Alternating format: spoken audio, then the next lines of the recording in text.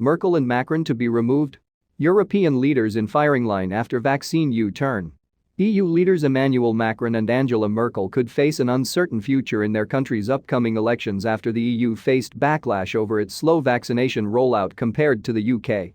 Brussels backtracked on its desperate attempt to override part of the Brexit agreement on Northern Ireland to control shipments of UK jabs, which risked a hard border with the Republic.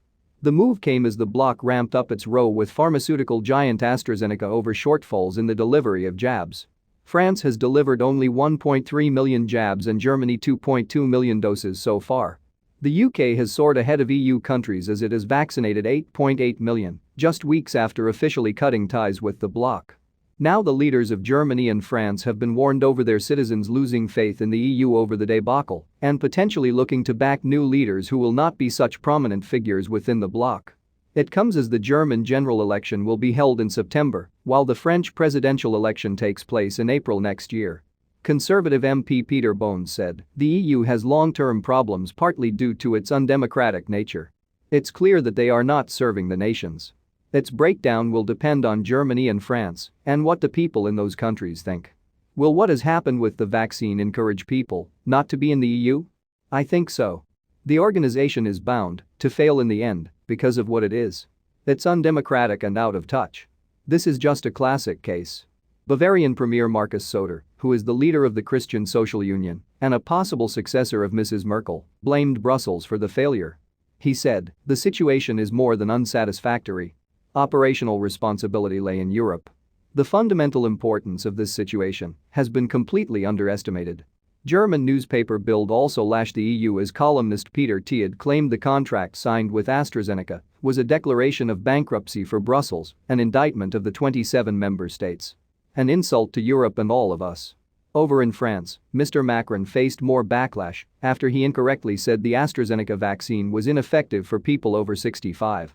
Newspaper Figaro pointed out the UK's success as it ran with the headline, "Vaccination, Brexit 1, Brussels 0. The story underneath added, "Unfortunately, the doses are arriving in drops in Europe since other countries of the world have better locked in their supply. Our only way out of the health crisis is thus several months away." Other newspapers pointed the finger at EU Commission President Ursula von der Leyen. German newspaper Spiegel reported she was trying to get out of the firing line as anger grows over the EU's error. Jörg Meuthen, the co-leader of Germany's biggest opposition party, also called for her resignation as she needed to take responsibility. He said, "The EU failed across the board in getting the vaccine. While other countries such as Great Britain ordered larger quantities of vaccine months earlier, the EU under Ursula von der Leyen's leadership failed to take action in good time and then got bogged down hopelessly in contractual clauses with the pharmaceutical companies. Being responsible also means taking responsibility.